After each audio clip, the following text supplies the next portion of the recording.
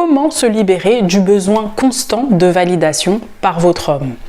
Hello les fées, bienvenue sur ma chaîne. Pour celles qui ne me connaissent pas, je m'appelle Tessa et ma mission c'est d'aider les femmes à amener leur homme à s'engager, quel que soit le type d'engagement. Donc peut-être que vous voulez vous marier, vous voulez qu'il officialise la relation en public, vous voulez emménager à deux, acheter à deux, avoir des investissements à deux, vous voulez qu'il vous présente à sa famille ou à ses amis, vous voulez qu'il vous priorise si actuellement il voit une autre femme ou simplement qu'il s'investisse, qu'il s'implique davantage dans la relation. Dans ce cas-là, je suis votre fée, je suis à votre service, donc n'hésitez pas, abonnez-vous pour rejoindre la communauté des fées.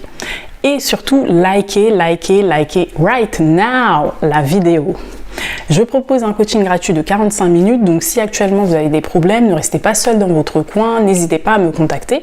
Et je propose également un accompagnement payant personnalisé de 4 mois pour celles qui souhaitent réellement devenir la meilleure version d'elles-mêmes, puisque dans cet accompagnement, on va développer toutes vos compétences émotionnelles au même titre que des compétences techniques. Donc on va apprendre à gérer vos émotions, désamorcer les conflits. On va apprendre à trouver des solutions bénéfiques à tous les deux, même si c'est des conflits très complexes où il y a un gagnant, un perdant. On va apprendre à éliminer tous vos comportements toxiques et les comportements toxiques de votre homme. On va apprendre à développer un environnement où il y a de l'admiration et du respect mutuel. On va également apprendre à parler aux émotions de votre homme pour qu'il se sente valorisé et compris. On va apprendre plein d'autres choses également. Tout ça pour créer un environnement dans lequel il aura envie de s'engager, puisqu'on veut qu'il vienne vers nous de lui-même, qu'il choisisse de s'engager. On ne veut pas le forcer, on ne veut pas s'humilier pour qu'il s'engage, on ne veut pas non plus le supplier, on ne veut pas le manipuler, on ne veut pas souffrir, on veut que ça se fasse naturellement et conserver notre paix intérieure.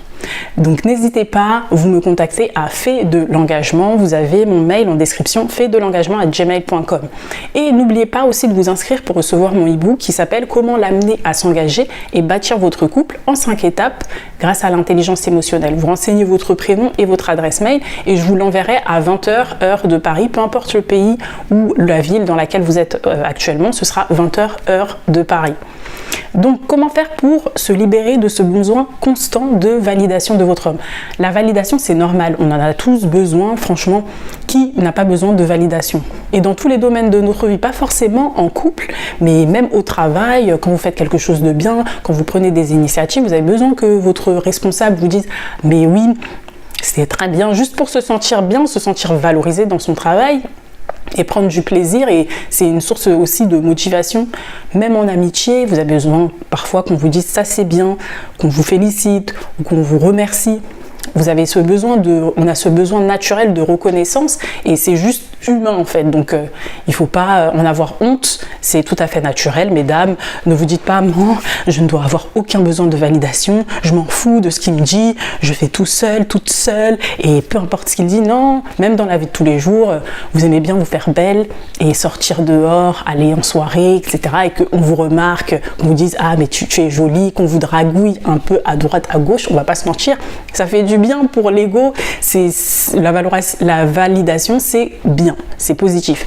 Maintenant, ça devient négatif quand on est dans les extrêmes, quand on en a tout le temps besoin. Comme tout dans la vie, il faut trouver le juste milieu. Il ne faut pas non plus se détacher complètement émotionnellement, se dire je m'en fous de ce qu'il pense, je m'en fous, je ne ressens aucune émotion, je ne suis pas connectée à lui. Ça c'est le détachement émotionnel total et ça ne sert à rien si vous ne ressentez aucune émotion dans un couple. Dites-moi franchement. À quoi ça sert? Autant rester célibataire, vous souffrez pour rien, mesdames. Vous êtes en couple, mais vous ne ressentez rien, vous êtes comme un robot. Vous êtes là, bras ballants, on est là, on ressent rien, mais on est là, dans un couple qui ne sert à rien et on ne ressent rien du tout. Ça sert strictement à rien. Mais au contraire, l'extrême, c'est-à-dire le fait de vouloir constamment qu'il vous félicite, qu'il vous dise que vous êtes belle, que vous êtes intelligente, qu'il est heureux d'être avec vous, que vous êtes la femme de sa vie tous les jours, matin, midi, soir, c'est fatigant pour un homme. c'est frustrant pour un homme et il a l'impression que tout votre bonheur dépend de lui, en fait, qu'il doit porter sur ses épaules tout votre bonheur. Il se sent responsable de vous, comme si c'était votre père en quelque sorte. Je dis bien entre guillemets, comme s'il était votre père. Mais il a cette sensation que votre vie dépend de lui et ça, c'est trop de pression. Et la même chose pour vous, imaginez qu'un homme dépend uniquement de vous pour tout. À chaque fois, il vous demande mais est-ce que tu m'aimes? Est-ce que tu m'aimes? Est-ce que tu penses à moi tous les jours? Est-ce que vous, ça va vous fatiguer? Vous allez dire mais c'est qui ce mec? Il me saoule, j'en ai marre. Peut-être que vous l'aimiez au début, mais plus il va demander, plus il sera sur votre dos et plus vous allez le détester. Pour ceux qui n'ont pas vu Love is Blind Suède, regardez la version suédoise. Il y a un couple très intéressant dedans et franchement, vous allez comprendre ce que je dis parce que dans ce couple-là, et vous allez le reconnaître, c'est un homme qui a une coloration un peu rouge, il a coloré ses cheveux en rouge. Et du coup, là, il est avec une femme tellement belle, elle est vraiment très très belle, je vois la femme avec laquelle il est. Mais il passe son temps à dire « Je suis content d'être avec toi, tu es trop belle, tu es trop ceci, trop tu... » Il la valide constamment. Et à un moment donné, c'est fatigant pour elle. Et c'est la même chose pour vous. Bon, à contrario que vous voulez qu'il vous valide à chaque fois. Oui, ben ça aussi, c'est épuisant. C'est épuisant de ressentir quelqu'un qui vous valide H24. Et c'est épuisant de ressentir quelqu'un qui demande votre validation H24. Ça fatigue en fait, mais d'une force, vous ne pouvez pas vous imaginer à quel point. Donc c'est pour ça qu'il faut apprendre à vous libérer de cette validation en vous concentrant sur vous, en vous auto-validant. J'allais dire vous auto-validation. Franchement, mesdames, ce que je fais aujourd'hui, même de manière générale, c'est beaucoup d'efforts pour parler, pour m'exprimer. Donc, soyez indulgente pour mon expression orale. C'est pas toujours top, effectivement, mais on s'en fout. Tant que vous comprenez ce que je dis, on s'en fout. Ok, d'accord? Ne m'emmerdez pas dans les commentaires. Et donc, ce que je veux dire, c'est que vous devez vous auto-valider seul, en prenant soin de vous, en faisant des activités seul, en n'ayant besoin de personne. Par exemple, vous pouvez aller au restaurant seul, vous pouvez aller au cinéma seul, ça ne coûte rien, vous prenez vos affaires, vous réservez. Après, bon, c'est vrai qu'en ce moment, il n'y a rien au cinéma, on ne va pas se mentir. Moi, ça fait plus longtemps que je ne suis pas allée. J'ai arrêté ma carte UGC parce que franchement, il n'y avait strictement rien de chez rien. Il y a un film tous les 10 ans. Mais vous, dans ce cas-là, vous y allez exceptionnellement. Vous pouvez prendre la carte, il y a la carte 5 places. À UGC, en tout cas, il y a la carte 5 places. Donc, si vous voyez que vous regardez les films qui vont sortir dans les 2 mois, s'il y a des trucs intéressants, parce que c'est valable 60 jours, il me semble, vous regardez sur le site, sur Allociné ou d'autres sites qui expliquent toutes les sorties à venir, et vous regardez s'il y a des films intéressants. Vous prenez la carte à 5 et vous y allez de temps en temps, toute seule, vous vous asseyez, vous réservez une place, vous réservez un temps, un créneau horaire, le week-end ou bien après le travail. Vous y allez seul. Pareil pour le restaurant. Moi, ça m'arrive des fois d'aller au restaurant, de m'installer en terrasse, parce que je peux observer les gens et j'aime bien regarder les gens. Je m'installe, je mange et je regarde les gens comme ça. Et les gens me regardent parfois. Si on aime, me regarde. Bon, on se regarde. Ou je regarde simplement le ciel. Le ciel est bleu. Il est beau. Je profite, je respire, je suis en vie. Je suis heureuse d'être en vie. Je ne sais pas profiter de vous-même, de votre propre vie. Être en vie, déjà, c'est déjà une bonne chose. Vous devez déjà être heureuse de ça. Il ne faut pas chercher plus. Des fois, vous cherchez loin, alors que non, le fait même de respirer, c'est censé vous faire du bien. Et donc, vous êtes là, vous profitez, vous prenez le temps. Parce que des fois, le temps avance tellement vite. J'ai l'impression que hier, j'étais au lycée. Je ne sais pas pourquoi, mais hier, j'étais au lycée. Là, ça y est, c'est fini. Ce temps-là est terminé. Le temps de l'amusement, les après-midi où je rentrais, je regardais M6, toutes les séries, etc. Tout ça, c'est fini. Ça passe tellement vite et j'ai l'impression que demain, j'aurai 50 ans. Donc, franchement, le temps avance tellement vite, surtout la semaine. On va travailler, on fait ceci, on fait cela. Il y a tellement de choses qui nous viennent à l'esprit. On a des appels, surtout avec le téléphone. Alors, avec le téléphone, ça a accéléré le temps, mais d'une façon incroyable. Je ne vois même plus le temps. Si vous connaissez TikTok, TikTok. Moi, j'ai supprimé TikTok parce que je peux rester une journée là-dessus. C'est vraiment addictif, ce truc-là, c'est une drogue. Donc, les réseaux sociaux, c'est une drogue, ça vous fait passer le temps, éclipse le temps, vous perdez votre temps, vous savez même pas où c'est passé. Vous dites, j'ai fait quoi? À la fin de la journée, qu'est-ce que j'ai fait? Netflix, je peux passer, comme je vous ai dit, je peux y rester enfermée chez moi 6 mois. Je passe mon temps à regarder cette Netflix, le temps passe, je ne sais même pas ce que j'ai fait. Donc, comme ça, vous sortez, vous prenez le temps pour vous. Même le fait de sortir à pied, arrêtez de prendre les transports, essayez de réduire les temps de transport, les temps de trajet, mais essayez de marcher tout simplement. Prenez un truc à côté de chez vous et vous marchez, vous regardez autour de vous. Juste regarder les gens, ça fait du bien, hein. Ça détend. Regardez qu'il y a des gens qui sont en vie, qui profitent de leur vie et que vous n'êtes pas seul, parce que des fois on est tellement centré sur nous-mêmes, auto-centré sur nos propres problèmes, qu'on oublie que en fait la vie elle est plus profonde que ça, et qu'il y a d'autres gens sur cette terre. Les gens aussi ont des problèmes, tout le monde a des problèmes finalement, donc autant vivre tranquillement. Et le fait de voir d'autres personnes en vie, faire d'autres choses, ça vous ouvre de nouvelles perspectives, ça vous permet de profiter de votre propre vie, de vous valider, de vous satisfaire de ce que vous êtes vous-même. Ne pas avoir besoin de quelqu'un d'autre pour vous valider, mais juste être fier d'être en vie tout simplement. Et bizarrement, très bizarrement, vous avez l'impression d'être seul, mais en fait vous n'êtes jamais seul. Moi ça m'est arrivé des fois de sortir et finalement je rencontre quelqu'un juste avec un sourire, ne serait-ce qu'un sourire ou un regard. Tu es là, tu passes, tu marches, ou bien je prends ma place sur UGC, et il y a une personne qui a peut-être un problème pour prendre sa place. Après je vois, je vais l'aider. Et de fil en aiguille, on commence à discuter. Ah, mais vous êtes où? Vous travaillez où? Ah, nanana. Après, on discute. Bon, après, c'est une discussion de filles, de femmes, quoi. On est là, oui, moi j'habitais là. Après, on rencontre toujours des gens qui aiment bien raconter leur vie. Moi, c'est vrai que je suis un peu renfermée, je parle pas trop, mais j'écoute bien, tu vois, j'écoute ce qu'elle me dit. Oui, moi je faisais ci, je faisais ça, non. Plus tu poses de questions, plus tu te rends compte que les gens aussi aiment parler. Donc en fait, finalement, t'es même pas seul. Pareil, j'étais au restaurant, je me posais, et rien que le fait de sourire, je vois pas quelqu'un passer, je souris, ça me fait du bien, et la personne, elle me sourit en retour. Elle me donne un sourire, juste un sourire, ça fait du bien. Tu sens déjà que t'es pas seul, t'es pas seul dans ce monde, tu vois, on est tous connectés, il y a tous quelqu'un. Et une autre expérience, c'est au cinéma, mais ça se passe tout le temps. L'autre fois, j'avais vu Le Comte de Monte Cristo. J'ai beaucoup de choses à dire sur ce film parce que ça ne va pas, mais on n'était pas beaucoup dans la salle, on n'était vraiment pas beaucoup. Moi, comme d'habitude, fidèle à moi-même, le milieu un peu en haut, en amphithéâtre un peu en haut, mais au milieu, et il y avait d'autres personnes un peu dispatchées dans tous les sens, à droite, à gauche, tout devant. Après, moi je sais pas pourquoi les gens ils se mettent tout devant, tu dois lever la tête, te faire des torticolis, c'est insupportable d'être tout devant, moi je peux pas. Mais il y en a qui sont devant. Et dans la salle, parfois il y a des scènes qui sont drôles, donc on rigole tous en même temps. On est là, on rigole tous en même temps.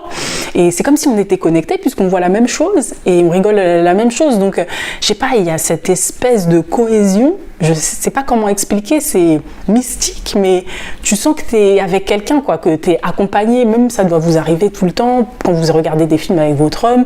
Vous parlez pas forcément, vous voyez pas forcément, mais comme vous regardez la même chose, vous rigolez à la même chose, vous avez l'impression qu'il y a une connexion entre vous. Donc en fait, vous n'êtes pas seul. Et c'est pareil au cinéma, chacun vient de son côté, mais dès qu'il y a des scènes drôles ou certaines remarques, ou bien quand ça fait peur, etc., on réagit tous de la même façon, puisqu'on est tous des êtres humains, encore heureux. Mais ça crée cette espèce de groupe, cet effet de groupe qui nous permet de communiquer entre nous sans vraiment communiquer directement. Je ne sais pas si vous comprenez, vous voyez ce que je veux dire. Après, il y en a qui rigolent quand c'est pas drôle. Quand c'est pas drôle, il y a des gens qui rigolent. Tu te dis, mais pourquoi ils rigolent? Et on se pose tous des questions. Et j'ai l'impression qu'on est même connectés entre nous, qui nous posent des questions. Mais ce mec est fou, en fait, il est bizarre. Pourquoi il rigole? C'est pas drôle. Et franchement, Monte Cristo, ce film-là, j'ai pas compris. En fait, le début, c'était bien. Le début était très intéressant quand on le voyait dans la prison, la prison sur l'île de Marseille, en train de creuser, etc. Là, c'était très intriguant, c'était dynamique. Mais après, quand il a commencé à se venger, je suis désolée, mais ça, c'était de la vengeance parce que j'ai eu l'impression que c'était lui qui était en train de souffrir en fait. Le mec est riche, au lieu de se prendre une femme, d'aller vivre sa best life, il est là, il rumine, il est là, il fait des plans incroyables pour soi-disant se venger, mais les gens dont il veut se venger, eux ils sont là, tranquillement, ils vivent dans la paix de l'esprit, ils savent même pas ce qui va leur tomber sur leur dos, et lui, il est là, il se fait chier, il se transforme, il fait des transformations incroyables, il se fait passer pour je ne sais qui, il doit apprendre de nouvelles langues pour faire ça. On dit, mais c'est toi qui souffres ou c'est eux qui souffrent? On te pose des questions, qui est en train de se venger sur qui? C'est lui-même, il souffre tout seul. En plus, il entraîne des gens dans ses plans et la fille, elle doit aller séduire le fils, mais le fils n'a rien à voir. Pourquoi tu te venges sur le fils? Le fils n'était même pas là quand tu as été condamné. Il se venge contre des gens qui sont innocents en fait, ça n'a aucun sens. Et ensuite la fille a dit non, finalement je suis amoureuse de lui, je ne veux pas faire ça, regarde ce que tu as fait de moi. Non. Elle est là, elle est dans la tourmente. Tu te dis mais ils sont dans la tourmente, ils sont dans la souffrance, mais soi-disant ils devaient se venger et c'est eux qui souffrent du début jusqu'à la fin. Donc tu te dis mais en fait tout ça là, ça ne mène à rien, c'est de la vengeance niveau 0. Donc autant pour se venger, il fait un tribunal directement, il les emmène en prison, il les jette dans un cachot, je sais pas où, et ensuite lui il vit sa best life. Comme ça c'est eux qui vont souffrir dans le cachot, qui vont ruminer, etc., qui vont souffrir. Parce que là j'ai pas compris qui a souffert. Bref, en tout cas dès que je suis partie voir ce film, on n'était pas beaucoup dans la salle et on s'est senti vraiment connectés. Donc même en étant seule, je me sens jamais vraiment seule. Et ça c'est valable pour toutes les activités que je fais, même quand je sors pour... Qu'est-ce que je fais d'autre? Aller au restaurant, je peux sortir faire du shopping, là aussi je vais rencontrer des gens. Vous savez, quand on regarde des vêtements, il y a toujours quelqu'un qui regarde le même vêtement que toi, tu sais pas pourquoi. Et ensuite, donc là on va commencer à discuter. Ah mais oui, celui-là, ce vêtement je l'ai vu dans un autre magasin, etc. On discute toujours avec des gens. Donc en fait vous n'êtes jamais seul. Donc essayez de profiter de la vie et de faire des activités seul. Allez vous faire masser, aller dans un spa, ça fait du bien. Franchement, se faire masser, ça fait du bien. D'ailleurs, j'ai mon truc parce que des fois je me masse toute seule grâce à mon... Attendez. Grâce à ça. Donc je prends et je me masse, mais je me masse dans le dos. Et avec ma soeur, je lui dis, prends ça, masse-moi dans le dos. Oui. Après, on se masse mutuellement dès qu'elle vient. Donc ça fait trop bien. C'est trop bien, mais aller vous faire masser directement, aller dans un spa. Moi, c'est vrai que je fais ça, mais moi, je suis la reine de la casanitude. C'est-à-dire que je suis une casanière approuvée. Je suis vraiment la reine. Vous ne pouvez pas me dépasser, vous ne pouvez pas faire mieux que moi. Il y a même ma copine qui m'a dit, mais t'es une vieillarde, t'as quel âge en fait? Parce que je comprends pas, t'es tout le temps chez toi, on t'invite. Bizarrement, c'est maintenant que je n'ai plus trop envie de sortir qu'on m'invite dans tous les sens. Avant, quand je voulais sortir, personne ne m'invitait nulle part. C'est le pouvoir de l'énergie, je sais pas qu'est-ce qui se passe. Ou bien vous pouvez aller aussi en boîte, en soirée. C'est vrai que moi j'y vais plus trop parce qu'il y a trop de monde, les gens se boivent dans tous les sens et moi je bois pas. Mais vous pouvez aller boire un verre seul, sortir sur Paris. Moi ça m'est déjà arrivé une fois d'aller sortir sur Paris pour boire un verre dans une boîte. Après c'était pas vraiment une boîte, c'était un bar dansant. Par contre, n'y allez pas pour rencontrer d'autres hommes, etc. Habillez-vous tranquillement, parce que si vous habillez un peu sexy, on va vous prendre pour une chon. Vous voyez ce que je veux dire? Peut-être que les gens vont dire que est-ce une escorte, est-ce ceci, je ne sais pas qu'est-ce qui se passe. Donc vous y allez tranquille, en mode détente, vous prenez un verre et ensuite vous dansez avec des gens que vous rencontrez tranquillement. Ou bien vous restez chez vous. Moi c'est vrai que je suis une casanière, donc je peux faire la fête chez moi. J'ai Just Dance, je prends Just Dance et je commence à danser sur des musiques toute seule. Je me fais un karaoké de dingue avec Céline Dion. Pour que tu m'aimes encore. Voilà, je vous chante tout.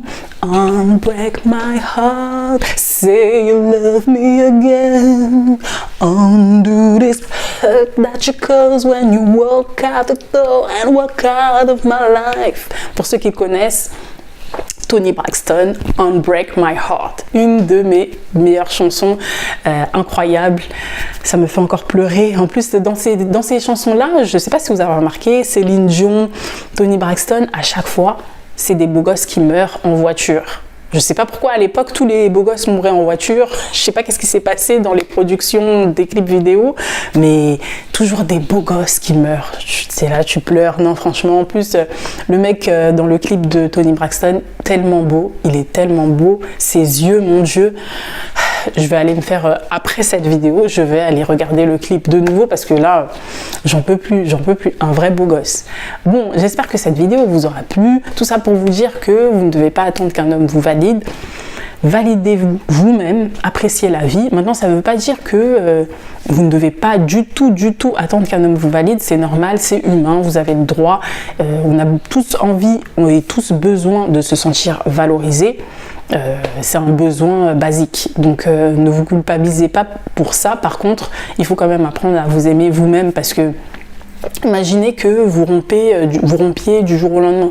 Il faut que vous soyez en mesure de vous en remettre et pour ça, il faut déjà s'aimer soi-même, être aimé seul avec soi-même. Donc, vous devez apprécier être seul avec vous-même et ne pas s'accrocher uniquement à un homme pour être heureuse.